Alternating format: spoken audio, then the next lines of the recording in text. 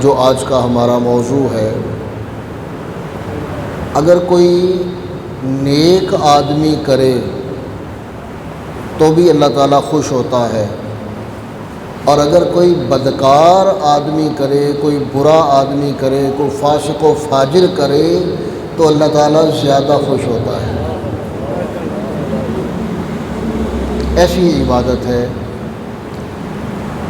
اور پھر یہ صرف عبادت نہیں ہے، بلکہ تمام عبادتوں کی جان ہے، تمام عبادتوں کی روح ہے، تمام عبادتوں کا مغز ہے۔ اور اس خوبصورت، دل پذیر اور انتہائی اللہ ذوالجلال کی بارگاہ میں مقبولیت حاصل کرنے والی عبادت کا نام ہے دعا۔ کون سی عبادت؟ دعا۔ اب یہ سننے میں ذرا عجیب لگتا ہے کہ دعا تو کرتے ہیں ہم اپنے لیے، اللہ تعالیٰ سے مانگتے ہیں اپنے لیے، دولت چاہیے، روپیہ پیسہ چاہیے، اولاد چاہیے، کوئی عہدہ چاہیے، کوئی منصب چاہیے، کوئی مقام و مرتبہ چاہیے، دنیا کی کوئی نعمت چاہیے، آخرت کی کوئی نعمت چاہیے، تو ہم اپنے لیے اللہ تعالیٰ سے طلب کرتے ہیں، مانگتے ہیں، اس کے حضور گڑ گڑاتے ہیں، سوال کرتے ہیں۔ کس کے لیے؟ اپنی ذات کے لیے، اپنے لیے۔ اور سب کچھ دعا میں سب کچھ اپنے لیے ہے، اور عبادت اللہ تعالیٰ کی ہو رہی ہے۔ دعا میں سب کچھ اپنے لیے ہے، اور جس سے مانگا جا رہا ہے، جس نے دینا ہے، جس نے عطا کرنا ہے، اسی نے دعا کو عبادت کہا ہے۔ حضور علیہ الصلوۃ والسلام نے ارشاد فرمایا کہ الدعاء هو العبادہ، کہ دعا ایک عبادت ہے، اور یہ وہ عبادت ہے کہ جس کا کوئی وقت مقرر نہیں ہے۔ ایسی عبادت جو زوال کے وقت میں بھی کی جا سکتی ہے، چلتے پھرتے کی جا سکتی ہے، اٹھتے بیٹھتے کی جا سکتی ہے، سوتے جاگتے کی جا سکتی ہے، وضو میں کی جا سکتی ہے، بغیر وضو کے کی جا سکتی ہے۔ یہ ایسی عبادت ہے۔ اور حضور علیہ الصلوۃ والسلام نے جو ارشاد فرمایا کہ الدعاء مخ العبادہ، ایک تو ہے نا جو پہلے میں نے حدیث عرض کی کہ الدعاء هو العبادہ، دعا عبادت ہے۔ دوسری حدیث ہے جس میں حضور علیہ الصلوۃ والسلام نے ارشاد فرمایا کہ الدعاء مخ العبادہ، اور مخ کہتے ہیں مغز کو۔ کسے کہتے ہیں؟ یعنی کسی بھی چیز کا جو اصل جوہر ہے، جو اصل طاقت ہے۔ اب دیکھیں، بادام آپ خریدیں تو بادام کی جو اصل ہے، جو اس کا جوہر ہے، وہ اس کے اندر چھپی ہوئی وہ گری ہے جو اس کے اندر سے توڑ کے نکالتے ہیں، وہ اسے مغز کہتے ہیں۔ یعنی چھلکوں کے اندر جو چھپا ہوا ہے وہ مغز ہے۔ اور بادام کی جو اصل ہے، یا کسی بھی بیج کی اصل، اس کے اندر پوشیدہ اس کا مغز ہے۔ اگر وہ مغز نہیں ہے تو پھر وہ کچھ بھی نہیں ہے۔ یعنی کوئی بھی بیج لیں، اگر اس بیج کے اندر مغز نہیں ہے تو وہ بیج کچھ بھی نہیں ہے، اس کی کوئی حیثیت نہیں ہے۔ بیج کو بوتے ہیں، جو پودا نکلتا ہے وہ بھی اس مغز سے نکلتا ہے۔ اگر مغز نہیں ہوگا تو پودا بھی نہیں نکلے گا۔ اب اگر مغز کا جو اصل فلسفہ ہے اور مغز کی جو اصل حقیقت ہے، اگر وہ سمجھ میں آ جائے تو اس حدیث مبارک کو سمجھنا بہت آسان ہے کہ حضور علیہ الصلوۃ والسلام نے ارشاد فرمایا کہ دعا ہر عبادت کا مغز ہے۔ یعنی عبادت کی، دعا نہیں کی تو وہ عبادت بیکار ہے. عبادت کی، دعا نہیں کی تو عبادت بیکار ہے. ٹھیک ہے نا. اللہ تعالیٰ نے ہر نماز کا اختتام دعا پر رکھا ہے. رب اجعلنی مقیم الصلاۃ ومن ذریتی یوم یقوم الحساب تک یہ ساری دعا ہے. اور پیچھے سبحانک اللہم وبحمدک سے لے کر آخر تک عبادت ہے. اللہ تعالیٰ کی تسبیح ہے، ثنا ہے، حمد ہے، درود پاک ہے، شہادت توحید و رسالت ہے. اور اختتام کس چیز پر ہے؟ دعا پر. تو اللہ حضر الجلال نے دعا کو اللہ تعالیٰ اتنا پسند فرماتا ہے کہ اللہ حضر الجلال نے ہر عبادت کی جان، ہر عبادت کی روح دعا کو قرار دیا. قرآن مجید کا مطالعہ کریں، تلاوت کریں تو ایک لفظ قرآن مجید میں بار بار 12-14 مقامات پر یا شاید اس سے بھی زیادہ ایک لفظ آتا ہے یسألونک. کیا لفظ ہے؟ یسألونک، جس کا مطلب ہے اے میرے محبوب صلی اللہ علیہ وسلم لوگ آپ سے پوچھتے ہیں، لوگ آپ سے پوچھتے ہیں.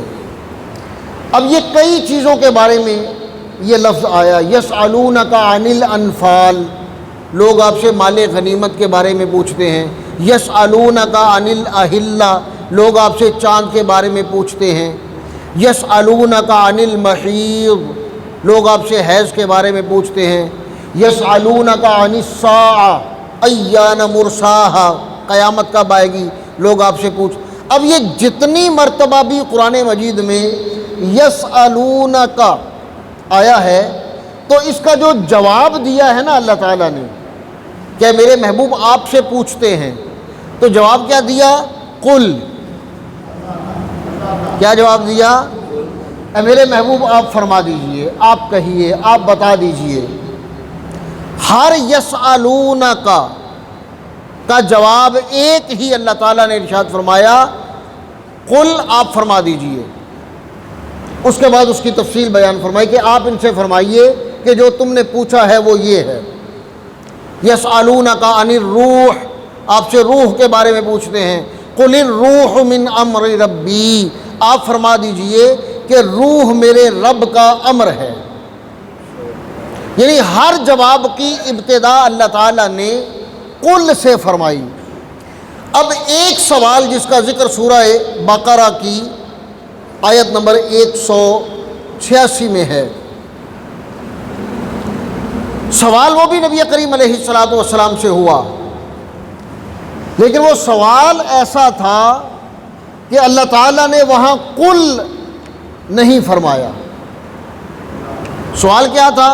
وَإِذَا سَأَلَكَ عِبَادِي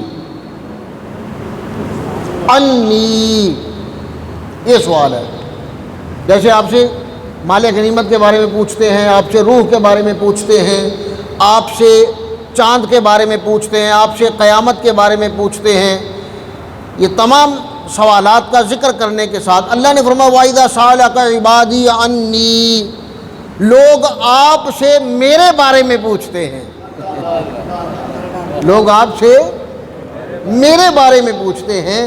اب جتنی مخلوقات کے بارے میں نبی کریم علیہ السلام سے پوچھا گیا، اللہ تعالیٰ نے ہر جواب قل سے شروع فرمایا کہ میرے محبوب آپ فرما دیجئے کہ جس مخلوق کے بارے میں پوچھا ہے وہ یہ ہے، وہ یہ ہے، وہ یہ ہے.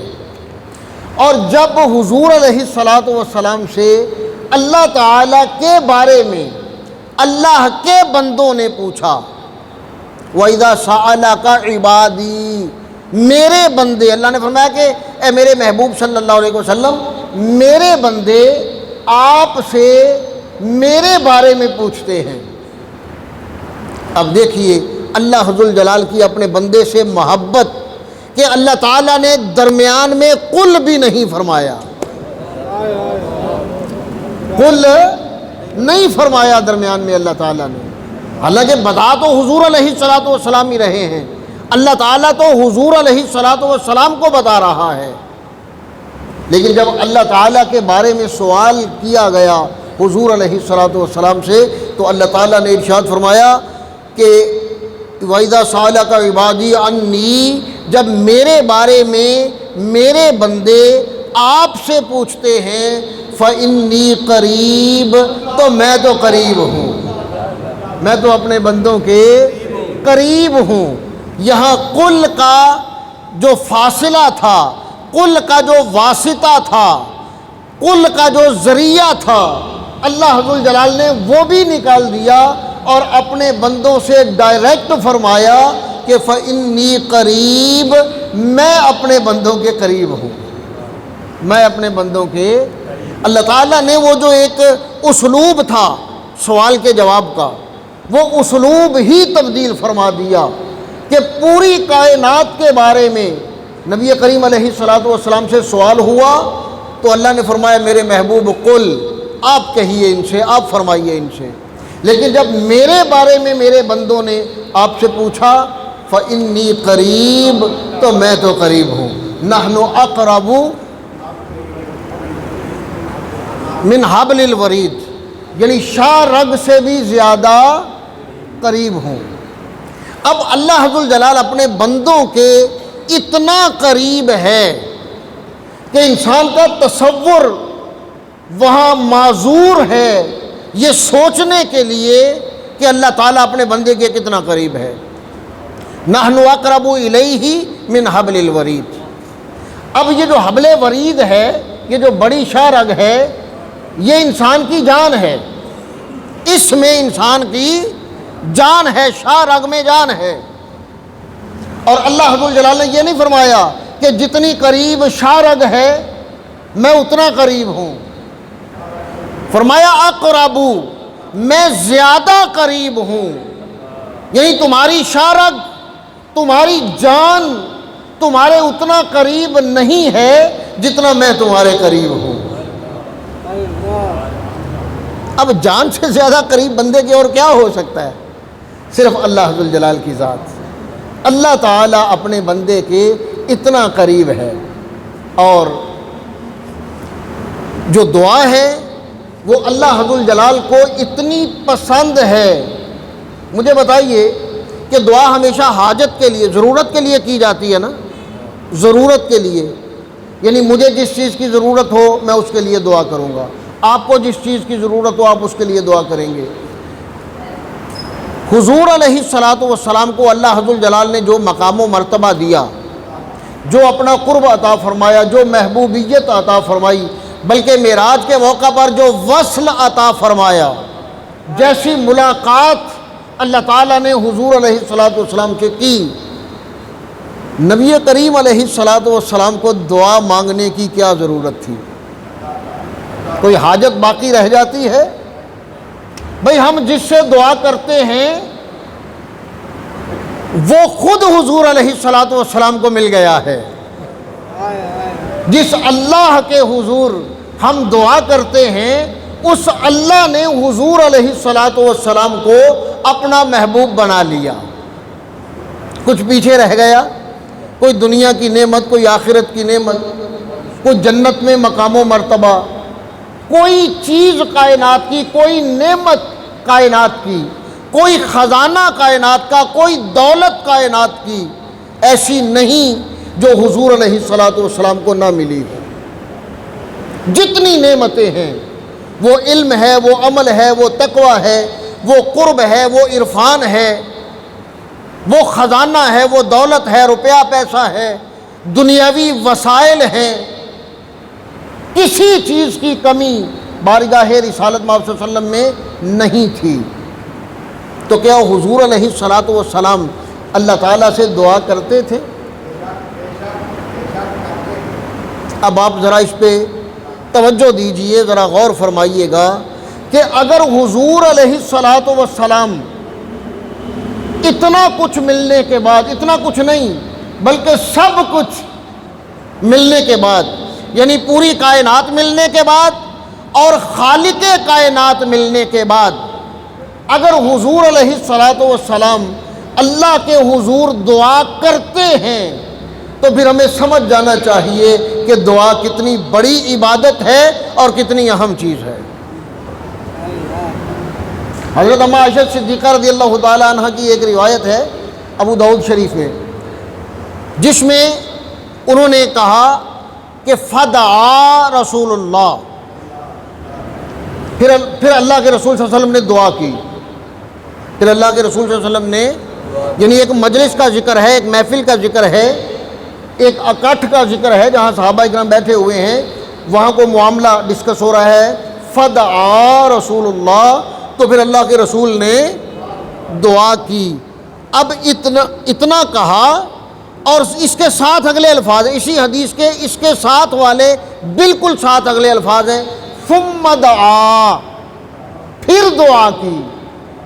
اگلا لفظ ہے ثم دعا، پھر دعا کی، یعنی ایک ہی مجلس میں، ایک ہی موقع پر، ایک ہی وقت میں حضور علیہ الصلوۃ والسلام نے 3 مرتبہ دعا کی، یعنی ایک بار دعا کی، دعا مکمل کر لی، ہاتھ نیچے آ گئے، اسی مجلس میں تھوڑے سے وقفے کے بعد پھر ہاتھ اٹھا لیے، پھر دعا کی، دعا مکمل کی، ہاتھ پھر نیچے، پھر دعا کی اور پھر ہاتھ نیچے۔ ہم سے جو پوچھتے ہیں نا کہ آپ بھائی اتنی دعا کیوں کرتے ہیں، اور خاص طور پہ ہم کسی کی مغفرت کے لیے جب دعا کرتے ہیں، جب کوئی فوت ہو جاتا ہے تو جب بیٹھے ہوتے ہیں لواحقین اور جاننے والے آ رہے ہوتے ہیں دعائے مغفرت کے لیے یا اظہار تاسف کے لیے، تو جو بھی نیا بندہ آتا ہے وہ سب ہاتھ اٹھا لیتے ہیں، دعا کیجئے۔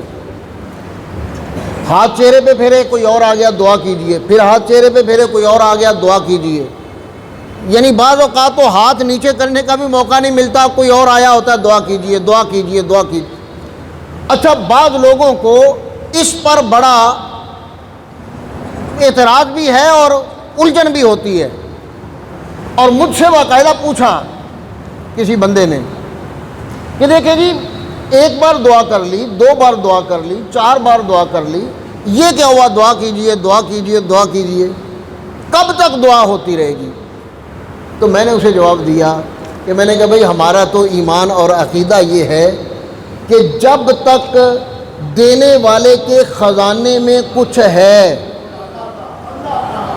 ہم تب تک مانگتے رہیں گے، اور جس سے ہم مانگ رہے ہیں اس کے خزانوں میں کبھی کمی نہیں آ سکتی۔ ہمارا موقف یہ ہے کہ جو بار بار دعا کی جاتی ہے، دیکھیں مغفرت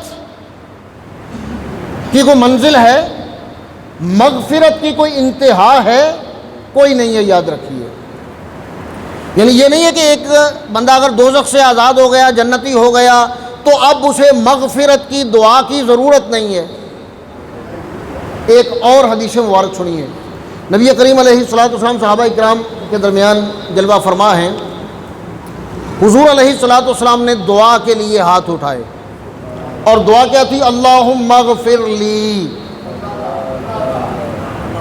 کیا دعا تھی؟ اللہ اکبر، اللہ اکبر، اللہم اغفر لی، یا اللہ مجھے بخش دے، وتب علی، یا اللہ میری توبہ قبول فرما، وتب علی، یا اللہ میری توبہ قبول فرما۔ یہ حضور علیہ الصلوۃ والسلام کے الفاظ ہیں، اپنے لیے، واحد کا صیغہ ہے، جمع کا صیغہ نہیں ہے۔ یہ نہیں فرمایا کہ ہمیں بخش دے، ہماری توبہ نہیں، مجھے بخش دے، میری توبہ قبول فرما، انک انت التواب الرحیم، بے شک تو توبہ قبول کرنے والا ہے، رحم کرنے والا ہے۔ اب حدیث مبارک میں آتا ہے کہ اسی مجلس میں، اسی نشست میں حضور علیہ الصلوۃ والسلام نے یہی دعا 100 مرتبہ کی۔ کتنی مرتبہ؟ اللہ اکبر۔ دعا کیا ہے؟ دعا کی حقیقت کیا ہے؟ اس کی اصل کیا ہے؟ اس میں فلسفی کیا ہے کہ حضور علیہ الصلوۃ والسلام جو پوری کائنات میں گناہگار سے گناہگار بندے کی مغفرت کا ذریعہ بننے والی ذات ہے، ہر فاسق و فاجر کو بخشوانے والی ذات ہے، جنہیں اپنی قد غفر لک ما تقدم من ذنبک وما تأخر، جن کے لیے فرمان یہ ہے اللہ تعالیٰ کا کہ آپ کے اگلے پچھلے سارے بخش دیے گئے۔ اب وہ جب دعا اتنی کر رہے ہیں اللہ تعالیٰ کے حضور، تو دعا کی کیا اہمیت ہے؟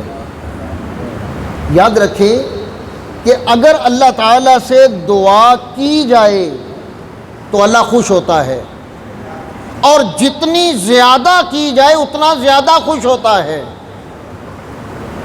مخلوق سے اب ایک بار مانگیں گے چلو وہ خوشی سے دے دے گا، دوسری بار مانگیں گے پھر بھی دے دے گا، تیسری بار، چوتھی بار، پانچویں بار، 10ویں بار دے دے گا، لیکن ایک وقت آئے گا کہ وہ کہے گا کہ یار تینوں تے عادت ہی ہو گئی ہے منگن دی، تیری تے فطرت ہی منگن دی ہو گئی ہے، جان بھی چھڈ مگروں بھی لے، بالآخر وہ یہ کہے گا۔ اور اللہ ذوالجلال کی ذات ایسی ہے کہ اللہ تعالیٰ کبھی اپنے بندے کے مانگنے سے اکتاتا نہیں ہے، جتنا زیادہ مانگا جائے اتنا زیادہ خوش ہوتا ہے، اور اگر نہ مانگا جائے تو ناراض ہوتا ہے، نہ مانگا جائے تو ناراض ہوتا ہے۔ اللہ تعالیٰ اس لیے خوش ہوتا ہے کہ میرا بندہ مجھے سے اپنی امیدیں لگائے بیٹھا ہے۔ دنیا دار کوئی دینے والا ہو نا تو اس کے دینے کا ایک وقت مقرر ہے، وہ صبح کے وقت دے گا یا شام کے وقت دے گا یا پورا دن دے گا، جب رات ہوگی تو دروازہ بند ہو جائے گا، دینا بند ہو جائے گا، اور پھر رات کو وہ سو بھی جائے گا۔ اب اللہ ذوالجلال کی عطا کا دروازہ کبھی بند نہیں ہوتا۔ اللہ تعالیٰ نے مانگنے کا، سائلوں کے سوال کرنے کا کوئی وقت مقرر نہیں فرمایا۔ لا تأخذہ سنۃ ولا نوم، اسے اونگ بھی نہیں آتی، وہ سوتا بھی نہیں ہے کہ آدھی رات کو مانگا تو کہیں نعوذ باللہ اس کے آرام میں خلل نہ پڑے، رات کے پچھلے پہر مانگا تو کہیں وہ ناراض نہ ہو گئی، یہ کو مانگنے کا وقت ہے۔ اللہ فرماتا ہے کہ وہی تو وقت ہے مانگنے کا، جب سارے دینے والے سوئے ہوتے ہیں، وہ دینے والا ایسا ہے کہ وہ اپنے بندوں کو پکار رہا ہوتا ہے، وہ مانگنے والوں کو بلا رہا ہوتا ہے کہ آؤ بھائی مجھ سے مانگو۔ ہے کوئی مانگنے والا میں اسے عطا کروں، ہے کسی کو رزق کی ضرورت میں اسے رزق عطا کروں، اولاد کی ضرورت اسے اولاد عطا کروں، مغفرت کی ضرورت اسے مغفرت دوں۔ وہ ذات ایسی ہے کہ وہ اپنے بندوں کو بلا بلا کے عطا کرتی۔ ہم تو مائل بکرم ہیں، کوئی سائل ہی نہیں۔ اللہ ذوالجلال کی طرف سے اقبال فرماتے ہیں کہ ہم تو مائل بکرم ہیں، اللہ تعالیٰ تو ہر وقت کرم کرنے کے لیے تیار ہے، کوئی سائل ہی نہیں، راہ دکھلائیں کسے رہ روے منزل ہی نہیں۔ نہ کوئی منزل کا متلاشی آیا اور نہ ہم کسی کو منزل دکھائیں، کس کو عطا کریں، کو مانگنے والا ہی نہیں۔ اور جتنا گناہ گار بندہ، جتنا زیادہ گناہ گار اللہ سے مانگے گا، اللہ اتنا زیادہ خوش ہوگا۔ نیک بندوں کے مانگنے سے بھی اللہ خوش ہوتا ہے، لیکن بدکاروں کے مانگنے سے اللہ تعالیٰ زیادہ خوش ہوتا ہے، کیونکہ وہ اللہ تعالیٰ سے دور جا چکا ہوتا ہے اور پھر لوٹ کر اللہ تعالیٰ کی طرف آتا ہے، اس لیے اللہ ذوالجلال زیادہ خوش ہوتا ہے۔ تو میرے دوستو، دعا میں کبھی کوتاہی نہ کیا کریں، کبھی کمی نہ، دعا ترک کرنا یہ متکبرین کا کام ہے۔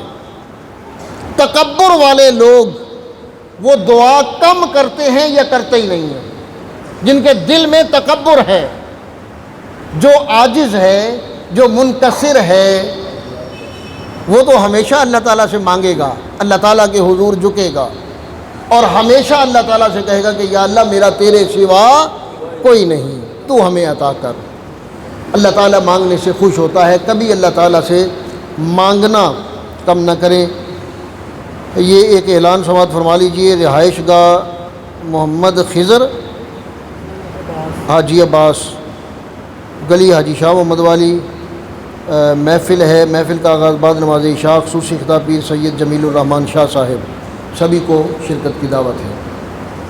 تو اللہ تعالیٰ کے حضور دعا ہے کہ اللہ تعالیٰ ہمیں مانگنے کی توفیق عطا فرمائے۔ اگر مانگنا نہیں آتا تو ہمارا قصور ہے، وہ ہر وقت دینے کے لیے تیار ہے۔ اور حدیث مبارک ہے کہ کبھی کوئی دعا رد نہیں کرتا اللہ تعالیٰ، کوئی بھی دعا کبھی رد نہیں کرتا۔ جو بھی بندے نے مانگا یا تو اسی وقت اللہ تعالیٰ نے وہی عطا کر دیا جو مانگا، اور اگر جو بندہ مانگ رہا ہے وہ اس کے حق میں بہتر نہ ہو تو اللہ تعالیٰ اس سے بہتر عطا کر دے گا۔ یعنی اگر بندے نے مانگا نا بیٹا، تو اللہ تعالیٰ جانتا ہے کہ نہیں، بیٹا اس بندے کے حق میں بہتر نہیں ہے، اگر اسے بیٹا دیا تو وہ اس بندے کی نیک نامی کو، تقوی کو، پرہیزگاری کو بدنام کر دے گا، یا اسے نقصان پہنچائے گا اس کا بیٹا۔ اللہ تعالیٰ بیٹا نہیں دے گا، بیٹے کے بدلے میں اس سے بہتر کو اللہ تعالیٰ نعمت عطا کر دے گا۔ اللہ تعالیٰ کبھی دعا رد نہیں کرتا، جو مانگا یا وہی دے دے گا، یا جو مانگا اس سے بہتر دے دے گا، یا پھر اللہ تعالیٰ ایک وقت مقرر کر دے گا کہ کب دینا ہے تب دے گا، یا پھر اللہ تعالیٰ اس دعا کو اپنے پاس محفوظ کر لیتا ہے کہ اس دعا کا بدلہ قیامت کے دن دوں گا۔ اور جو بدلہ قیامت کے دن ملنا ہے نا دعاؤں کا، بندے نے وہاں پھر پچھتانا ہے کہ کاش دنیا میں میری کوئی دعا قبول نہ ہوتی، میں جو دعا کرتا اللہ تعالیٰ محفوظ کر لیتا، دنیا میں مجھے کچھ نہ دیتا اللہ تعالیٰ، میری ساری دعائیں محفوظ ہوتی اور اللہ تعالیٰ قیامت کے دن ان دعاؤں کا اجر مجھے عطا فرماتا۔ چلتے پھرتے اٹھتے بیٹھتے اللہ تعالیٰ سے مانگتے رہیے، اللہ تعالیٰ خوش ہوگا۔ اپنے جو مقرب بندے ہیں ان کے مانگنے سے بھی، اور جو اللہ تعالیٰ کے قریب نہیں ہیں انہیں اللہ تعالیٰ کے قریب اگر جانا ہے تو دعا انتہائی شارٹ کٹ ہے اللہ تعالیٰ کے قریب جانے کا، اللہ تعالیٰ کا قرب اور عرفان پانے کا۔ اللہ تعالیٰ ہمیں سمجھنے کی توفیق عطا فرمائے۔ وما علیہ